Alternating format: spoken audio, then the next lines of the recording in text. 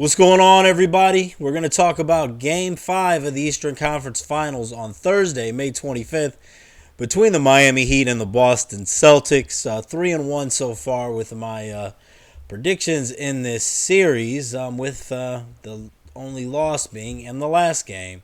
We're going to talk about that in just a moment. First of all, in the description, a few things. 60% off promo code for best bets and premium picks. You can use those for one day. You use those on packages for the whole season. You can check the leaderboard with Winners and Whiners, who's hot long-term and short-term. Winnersandwhiners.com and statsalt.com if you're looking for more free articles and predictions to read. If you're looking to have more discussions on what people think about games and you'd like to collaborate with other people, check out our Discord group. There's a link for that. That's absolutely free. And if you're looking for another sports book, looking for some free money to play with, check out the link in the description as well, as we have a link for the states. If you're in a state with legalized sports betting, it's going to show you different promotions depending on your state, anywhere from 5 to 8 sports books available that are giving away free money to play with right now. So let's get into the recap for Wednesday. Wednesday was a very frustrating day, just because I went 0-2. And I felt like I was on the right side of both of those picks, although I hate to say it because sometimes you get quote-unquote lucky, the ball bounces your way, sometimes it doesn't. So simply the way I look at it is, if you lose, you were on the wrong side. If you win, you were on the right side, right? It's just one of those things with sports betting. One of the reasons I say that, I dropped the best bet. I had over 9 runs in a game between the Pirates and Rangers. We had a 3-2 game after 2 innings. And these teams combined, I believe there were 20 runners left on base.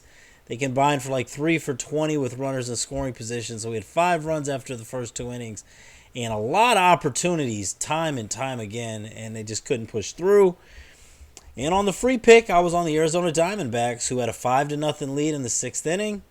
A 5-3 lead in the bottom of the 9th with nobody left on base. Then he got a single, Trey Turner, 2-run home run. And then the Phillies went and won in extra innings. So, Diamondbacks blew the 5-0 lead, and we had the Rangers and Pirates who just could not push runners across after the first 2 innings, which looked promising.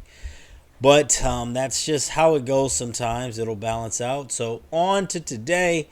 Do have an NBA best bet in this game for the side and free pick here for the total. And I'm going back to the over. Over 215.5 in this game. I still think the total's just too high. Too low, I should say. So far in this series, you've seen 239 points, 216, 230, and 215 points. I think that we're going to get around. This is going to go over the total. Seems like the odds makers are expecting that the key to this is going to be a low. I don't know if they're expecting this a low-scoring defensive game, but that hasn't really been the key for victory for either of these teams. Miami second in the NBA playoffs in offensive rating. Boston's third. Only team in the playoffs that's been better offensive rating has been the Denver Nuggets. On the defensive end, the Heat are 7th. The Celtics are 10th. These two teams have been over machines. The Heat have scored at least 108 points in 10 out of their last 15 playoff games. And the over is 10-1 in the Miami Heat's last 11 road games. And like I said, we had this last game. That was a 116-99 game, and the Heat were terrible on offense. On the other side, the Boston Celtics have scored at least 112 points in 13 out of their 17 playoff games so far. The over has also cashed in 12 out of Boston's last 15 games when playing on 1 day of rest. And the Boston Celtics have played to the over in 5 of their last 7 home games. This total's not that high. Compared to some of these Western Conference totals where we were seeing in the 220s, I think that this total, if I was setting it, I would. Well, I know they want to get bet plays on either side, but I think that this total should be at least 218, 215 and a half too low. I'm going over 215 and a half for Game 5 between the Boston Celtics and Miami Heat. Good luck. Let me know what you guys think about this game, what you think about any other games. Make sure to check out that promo if you're interested in premium picks.